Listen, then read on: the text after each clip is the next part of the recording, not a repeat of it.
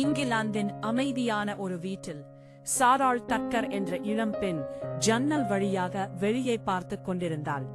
அவள் உடல் பலவீனமாக இருந்தது. மற்றவர்கள் போல சுதந்திரமாக நடக்க முடியவில்லை. வெளியில் குழந்தைகள் விளையாடிக் கொண்டிருந்தார்கள். அவள் மட்டும் அமைதியாக அவர்களை பார்த்துக் கொண்டிருந்தாள். ஒரு நாள் இந்தியாவில் பெண்களுக்கு கல்வி கிடைக்கவில்லை என்ற செய்தி அவளிடம் வந்தது.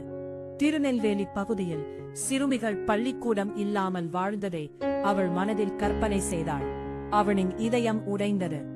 இந்த குழந்தைகளுக்கு யார் உதவப் போகிறார்கள் என்று அவள் எண்ணினாள். அந்த நிமிடத்தில் அவள் ஒரு முடிவு எடுத்தாள். நான் நடக்க முடியாவிட்டாலும் உதவ முடியும். அவளின் பிறந்த நாள் வந்தது. நண்பர்கள் பரிசுகளுடன் வந்தார்கள். ஆனால் சாராள் மெதுவாக சொன்னாள், எனக்கு பரிசு வேண்டாம். அந்த பணத்தை இந்திய சிறுமிகளின் கல்விக்காக கொடுங்கள் என்றாள். அவள் நண்பர்களுக்கும் தேவாலய மக்களுக்கும் கடிதங்கள் எழுத ஆரம்பித்தாள். அவளின் அன்பு மக்களின் இதயத்தை தொட்டது. அவர்கள் உதவ ஆரம்பித்தார்கள்.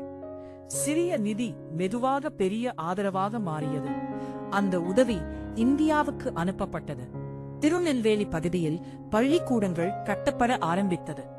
சிறுமிகள் முதல் முறையாக பள்ளிக்கு சென்று படிக்க ஆரம்பித்தார்கள். அவர்களின் வாழ்க்கை மாறியது. அவர்கள் நம்பிக்கையுடன் முன்னேற ஆரம்பித்தார்கள். சாராள் தன் படுக்கையில் அமைதியாக சிரித்தாள்.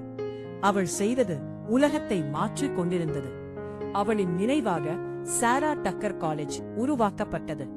நடக்க முடியாத ஒரு பெண், ஆனால் ஆயிரக்கணக்கான பெண் பிள்ளைகளின் வாழ்க்கைகளை மாற்றிய ஒரு இதயம். அவர்தான் சாராள் டக்கர்.